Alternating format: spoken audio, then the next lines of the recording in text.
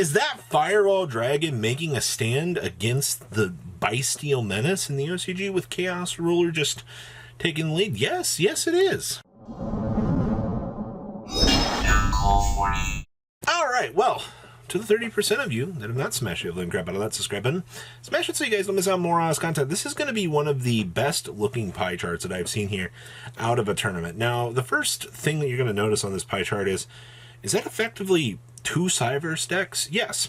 The first one is basically a Firewall Math Mech style deck, where you're going to be using your Code Talkers, all of your good Firewall stuff, to climb up through, Firewall, the Neo Firewall, and you're going to, basically use the power of those Firewall cards to hold your opponent at bay while using standard Code Talker stuff, which actually is quite impressive.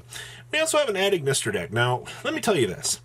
Adagnister in its current state in the OCG, it has not had much of a chance to really shine, if you want my personal opinion. I think that the deck has a very hard time, if your opponent is able to out, the big Adagnister guy, well, they're just going to pick their cards up and they're just going to lose the game. That's just kind of the unfortunate part about the deck, but to be perfectly honest with you, it is really, really cool to see what this deck actually can do out here at the end of the day. So, definitely some interesting stuff with that. Now, of course, as I said at the beginning of this video, it's just not a video unless you have, one of the Bysteel Synchro decks getting the chance to kind of step on up into the arena. If you guys aren't too familiar with that, you can thank Chaos Ruler for being one of the most degenerate cards ever in existence. Just opens up Pandora's box and is so good. And then the last deck we have here is purely sporting off a tech choice that I've actually not seen yet in this deck. Level 1 good stuff actually getting a chance to kind of come back here and showcase that, all sorts of cool, crazy ideas can actually unpack itself here, and you can see what would be different levels of innovation out here actually work. Now we're going to pass on over to those deck lists. Winning this event was none other than a Cyverse style good deck here, is what we're going to classify this as, because you're getting the chance to see, the new Code Talker Firewall stuff actually work here. And yes, we are playing the Firewall Singularity in this deck, which is crazy. So this thing lets you, quick effect, you can target cards your opponent controls and or in their graveyard up to the number of different types of monsters, Ritual Fusion, Synchro, and Exceed you control in your graveyard. Return them to the hand, and if you do this card gain an attack for each card return. If a monster this card points is destroyed by balance of the graveyard, target 1 Cyverse monster in your graveyard. Special summon it. Well, you do get one of those cool little fusions in the Cyverse department out of the new support, which is kind of cool.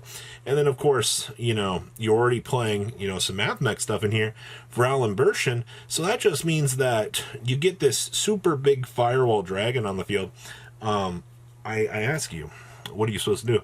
And, we're also playing, Neo Tempest Terahertz as well. So you have effectively the entire family of Firewall Dragons at your disposal in here, plus the rest of the Code Talker stuff, plus the fact that, you'll be stepping up through quite possibly an access code to do some shenanigans.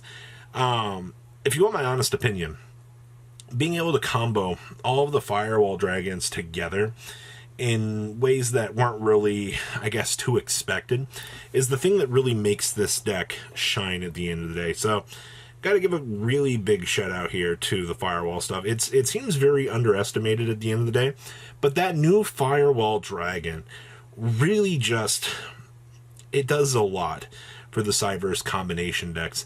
And once again, that's what you want to see out here for these styles of decks where, players are trying to pull together these engines and actually get them to work. So, yeah, it's almost like it's a completely different format out here. Next up here is, well, our other Cyverse deck. Yeah, unironically, first and second out of this event were both Cyverse decks. Now, for those of you that have paid attention to good old Adagnister, you know that your deck is going to do one of two things. You're either going to try to cheese access code, OTK your opponent. If you're not too familiar with that, I mean, instead of going down the, big Link 6 route, you kind of deviate a little bit, and you can set up like an access Code Talker that can sometimes do a double attack and end your opponent's game. All right, or you go down the secondary route, which is set up the big Adagnister Link 6, look at your opponent, And right now, most of the OCG's gone down the route of playing Exceed Encore instead of Kaijus. Now, technically in a format here where possibly players would go down the route of playing Kaijus instead of the Exceed Encore to out the Purely Cat, then they would have the answer to the big Cyverse Link 6 here. But now our problem becomes here, while players are dedicating side deck resources, this deck now becomes overlooked, and now Mr. Link 6 guy gets the chance to kind of step on out here. You see abnormalities like this where players will make rapid shifts in the metagame, and then based on those shifts and rollbacks here, players will make metagame decisions based on that. And that's why you can see something like, Mr. Cyverse Link 6 step on out of the metagame here, because if people aren't playing cards for it, then it just gets a chance to step right on up and do its thing. A hand trap dependent and really dependent on what the rest of the format does. Now this deck is also playing the new big Firewall Dragon as well, as I previously said, getting those free bounceability options, getting the chance to, capitalize and get extra pressure on the field. Yeah, Firewall just incorporates itself very beautifully into this deck. Once again, for good old Cyverse good stuff at the end of the day. So happy to see more and more results here actually coming together. Next up here is, that's our Bysteel Synchro good stuff. Now, for those of you that haven't been paying much attention to the OCG, this deck has become a huge menace as of late. This deck, its entire game plan is it wants to sit here and it wants to make Chaos Ruler. It's going to do some excavations, which, is fine at the end of the day. And then you're going to go ahead and you're going to go, that's fine.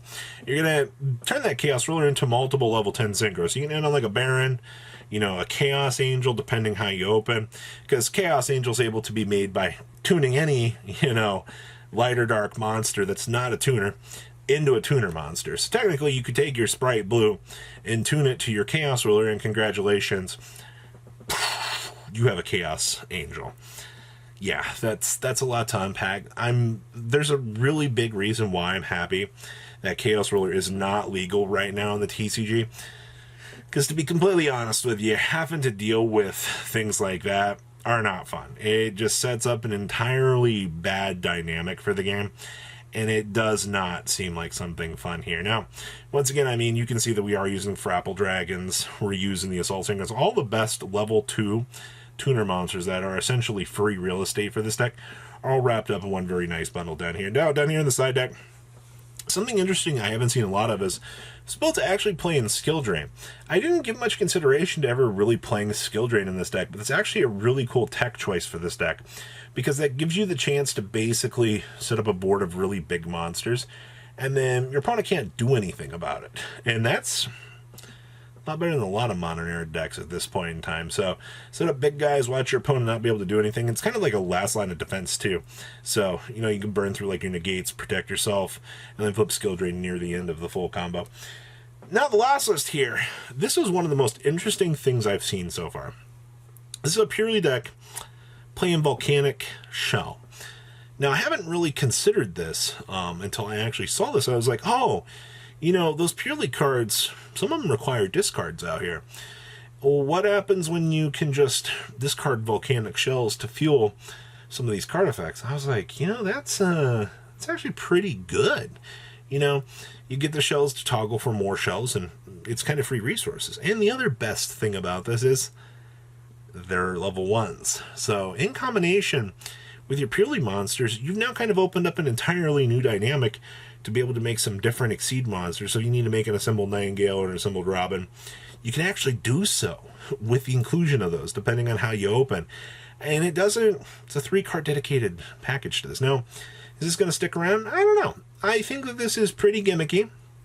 I think that this kind of showcases some different ideas out here, and kind of shows that you don't really have to stick around for the normal mold at this point in time. When Yu-Gi-Oh! Players get the chance to kind of experiment and showcase different ideas, that's where you will see the most things shine out here. So, very, very happy to see Volcano Shell actually getting a chance to see some play. So that is our breakdown here for the Matsumoto Championship. And you know what? Some pretty cool, interesting ideas out here. Volcanic stuff we're already seeing play in the, the new Fire Duels pack isn't even out yet. But, alright. So what you guys think? Please, comment down below what you guys think, and I'll see your beautiful face back here later, guys. Peace out. patrons. Thank you.